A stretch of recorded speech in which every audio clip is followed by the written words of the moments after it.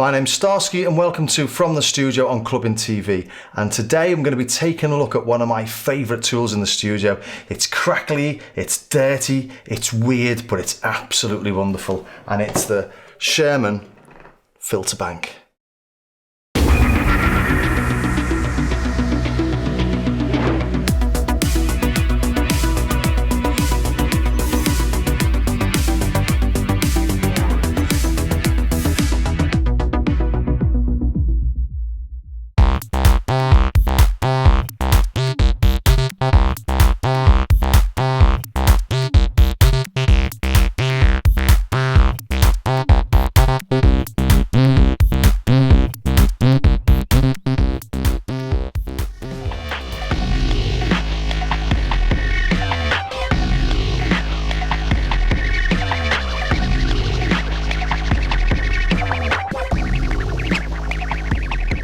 And that's why I love the Sherman FilterBank, and that's why it's been used by loads of artists since its release in 1996. And although it was designed in the 90s, it actually looks like something from a 1960s space capsule. Hey Liam, look what I've just found in the studio. It's really weird. It looks like it's from 60s, but it's actually from the 90s. Who the f*** could do that? And what the f*** is it? Well, it's essentially half a synthesizer in a box. In front of me here, I've got the Korg Minilog XD. On the left-hand side of the panel, we've got all the controls relating to making the sounds with the oscillators. So these are the original sound sources. And then on the right, we've got all the controls related to modulating and modifying the sound. So we've got the filter section here, which like most synths is pretty simple. We've got cutoff, we've got resonance, and in this, we've also got a bit of an overdrive circuit as well.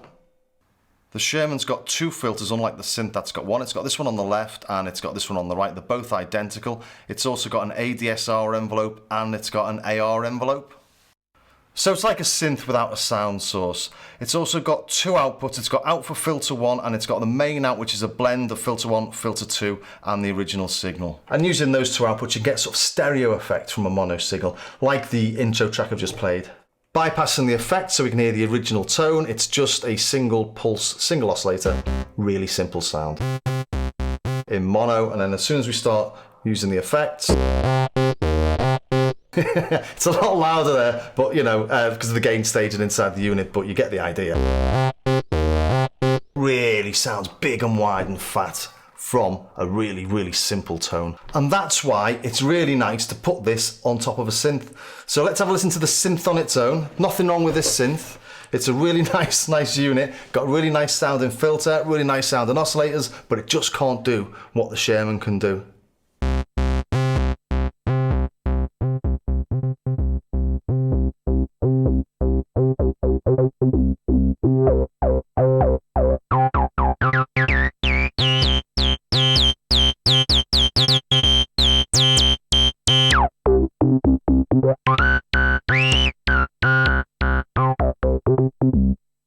So there's nothing wrong with that. It sounds really nice. It's sort of rich and full, analog tone. Let's add a little bit of the distortion to it as well.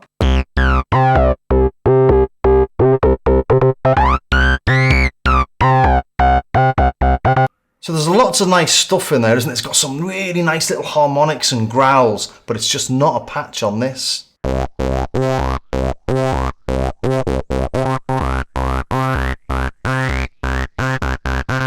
And of course, there's nothing to stop you mixing and matching the two filters.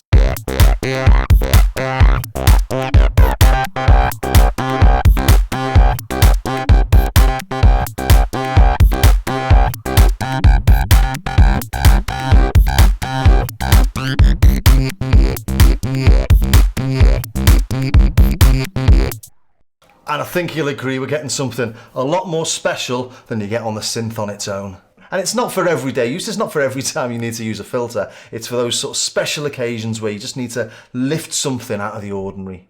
So let's dig a little deeper into its sound mangling capabilities and see exactly how it works, shall we? And let's start off by looking at the filters themselves. We've got two filters on this and they're both identical. They're both 12 dB resonant filters. So we've got filter 1 here, these 5 knobs, and we've got filter 2 here as well. And in the middle we've got this knob here that syncs filter 2 with filter 1 at musically harmonic intervals. So when sync's on, you're effectively twisting them both together with filter 2 slightly higher than filter 1. And that creates really nice harmonic musical tones, especially when using something more mellow like a pad. So we have a cutoff and we've got a resonance knob just like on any synth. And then here we've got the envelope amount and it's yellow, that corresponds to the ADSR envelope. And here it can be positive or it can be negative as well. And then we've got this additional knob here which selects between a low pass, a band pass and a high pass filter with everything in between. So it's a bit like an SEM filter from that perspective, state variable. So low pass all the way through to band pass all the way through to high pass. To those, shall we? Let's listen to the low pass first, and it does exactly what you'd expect. It takes out all the high frequencies, and we're just listening to filter 1 here.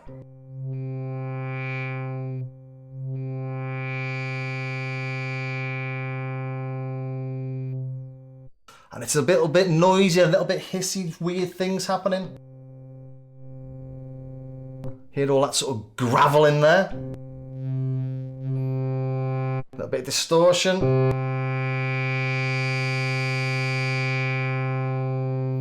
But really characterful, isn't it? And then we'll put it onto the band pass, so we just get the little sort of spike in the center frequency.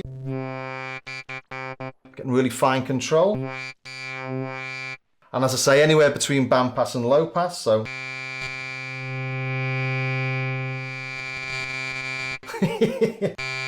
And then up to high pass, so we get rid of all the low frequencies. So just playing with that, I mean, it's lovely, isn't it? Let's just put that little line on again.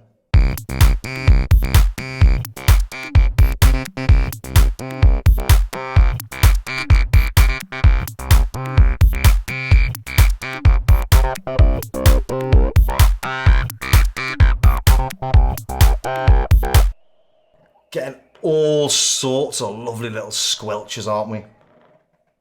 And it's really, really resonant, this filter as well. So I'm not going to put it on full because it'll blow your speakers, but it gets really, really squelchy, really nasty. Really got to be really careful actually that you don't blow stuff and you don't damage your ears.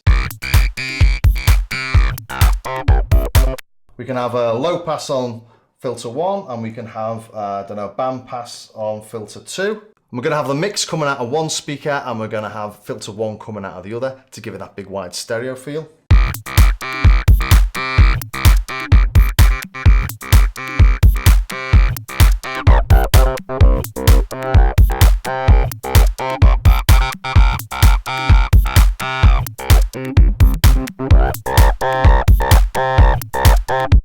So let's start having a look really at some sound mangling.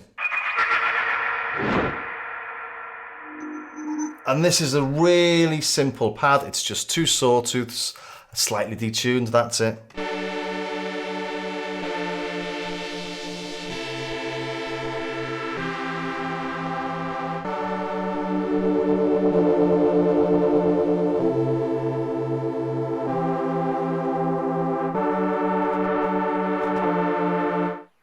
Sounds nice already, doesn't it? Let's add a little bit of reverb.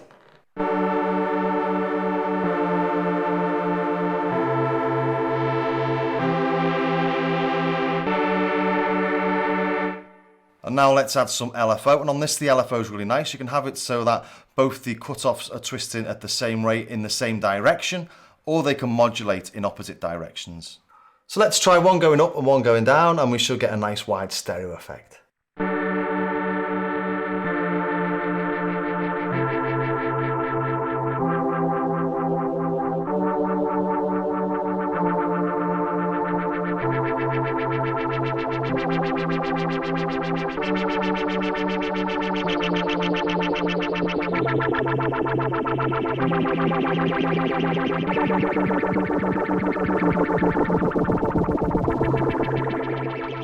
Get some really interesting tones there. Let's throw a beat on that and see what we get.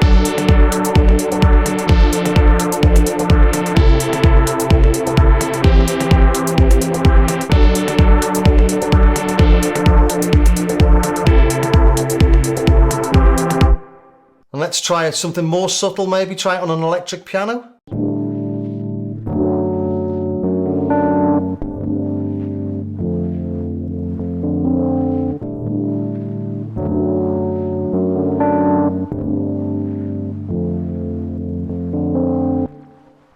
Really nice. I love all those sort of crackles, all that noise that if you're trying to make something really nice and clean and crisp, this isn't the thing to do it with. It's always going to have that bit of grain, that bit of gravel, that bit of dirt in there. But I really like all that. It's got its place. It's not for everything. And let's throw a whole track through it now and see why the Chemical Brothers are so fond of these.